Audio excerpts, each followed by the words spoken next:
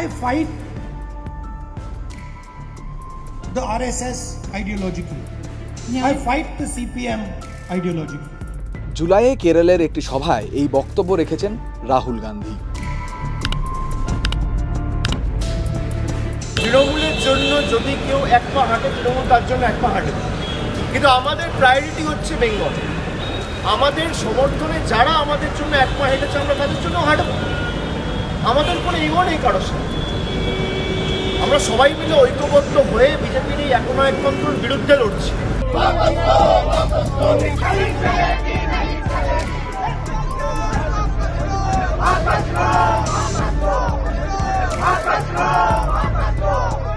জাতীয় রাজনীতিতে আরও কাছাকাছি কংগ্রেস তৃণমূল।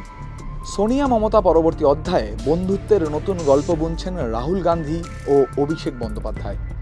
বিশেষ নিবিড় সমীক্ষা নিয়ে বিজেপির বিরুদ্ধে একাট্টা। বিহারে প্রতিবাদ সভায় মমতা বন্দ্যোপাধ্যায় সহ অভিষেককে থাকার জন্য আমন্ত্রণ করেছেন রাহুল। ভারতবর্ষের যে তানাশাহি হচ্ছে, ভারতবর্ষের সংবিধানকে ধ্বংস করে দেওয়ার যে প্রক্রিয়া চলছে, তার বিরুদ্ধে রাজনৈতিক জোট আগে তৈরি হয়েছিল, তারই বৈঠক হয়েছে। এবার এই তানাশাহি এবং সংবিধান ধ্বংস করে দেওয়ার প্রক্রিয়াকে সবাই মিলে এখানে একই ছাতার তলায় আসতে হবে, প্রতিরোধ গড়ে তুলতে হবে। অধীর রঞ্জন চৌধুরী প্রদেশ কংগ্রেস সভাপতি পদ থেকে সরতেই নতুন সমীকরণের জল্পনা। আসন্ন বিধানসভা ভোটে একলা চলো সুর শুভঙ্কর সরকারের গলায়। রাজ্যের সবকটি বিধানসভা আসনেই প্রার্থী বাছাইয়ের প্রস্তুতি শুরু। পশ্চিমবঙ্গে যেহেতু সংখ্যালঘু মুসলমানরা আর মমতা ব্যানার্জির একেবারে ধামাধারা নয়, সেটা আতঙ্ক ভয় হোক বা মমতা ব্যানার্জির কিছু উবাচ হোক বা শামশেরগঞ্জের দাঙ্গা হোক বা এই মিথ্যা মামলা হোক, পরিযায়ী শ্রমিকদের উপর আক্রমণ হোক, সেখানে বিজেপি আর তৃণমূলের মোটামুটি দেখে নিচ্ছে কাছাকাছি চলে আসছে বলে মমতা ব্যানার্জি এবং তৃণমূলকে তারস্বরে এখন আবার বিরোধী ক্যাম্পে নিজেকে সোচ্চার হয়ে পজিশনিং নিতে হচ্ছে। কংগ্রেসের সঙ্গে কিছু আদান প্রদান করছে। এবার কংগ্রেস দল ঠিক করবে। আমাদের এখানে রাজ্য নির্বাচন হবে বিজেপি এবং তৃণমূল বিরোধী সমস্ত শক্তিকে এককাট্টা করা।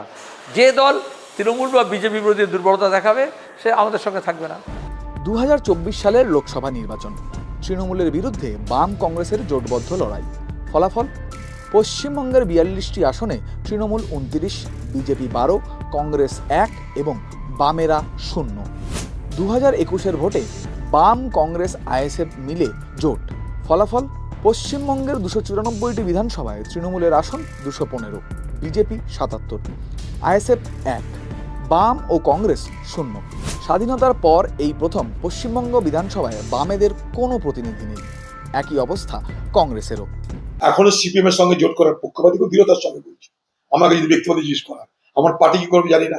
পার্টির কথা, পার্টি যা করবে আমি তাই করবো। কিন্তু আমি সেদিন যা করেছি কোনো ভুল করিনি। গত লোকসভা নির্বাচনে বামেদের সঙ্গে জোট করে কোনো ভুল করিনি। আজও বামেদের সঙ্গে আমার সম্পর্কের কোনো বিঘ্ন ঘটেনি, এটুকু বলতে হবে। বাকি পার্টির স্ট্র্যাটেজি আছে, পার্টির লাইন আছে, পার্টির নীতি আছে, সেটা পার্টি ঠিক করবে। কারণ বামকে আমি কখনোই সাম্প্রদায়িক শক্তি বলতে পারি না। তাই বামকে যেহেতু সাম্প্রদায়িক শক্তি নয়, তাই বিজেপির বিরুদ্ধে লড়াই করার ক্ষেত্রে বামকে সেই জায়গাতে আমাদের মানতেই হবে। মমতা ব্যানার্জিকে আমি সাম্প্রদায়িক শক্তি বলে করি। 2011 সালে রাজ্যে রাজনৈতিক পালাবদল হয়।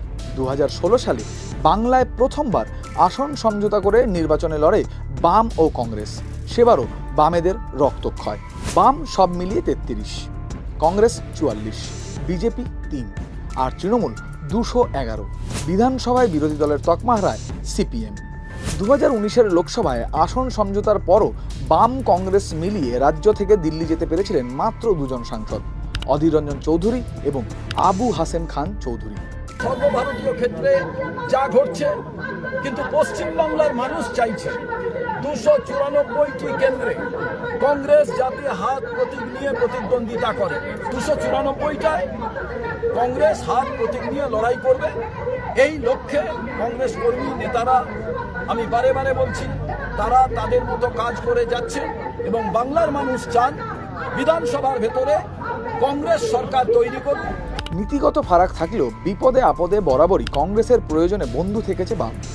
ব্যাংক জাতীয়করণের সিদ্ধান্তে ইন্দিরা গান্ধীকে সমর্থন, 1991 নরসিমহা রাওকে সরকার করতে সাহায্য করা, 2004 মনমোহন সিংহ প্রধানমন্ত্রী, ইউপিএ 1 সরকারকে বাইরে থেকে সমর্থন বামেদের, 2009 আবার ইউপিএ 2 সরকারে কংগ্রেসের সঙ্গে সমঝোতা হয় তৃণমূলের। বিজেপি তৃণমূলের বিরুদ্ধে ঐক্যবদ্ধভাবে লড়াই করতে হবে।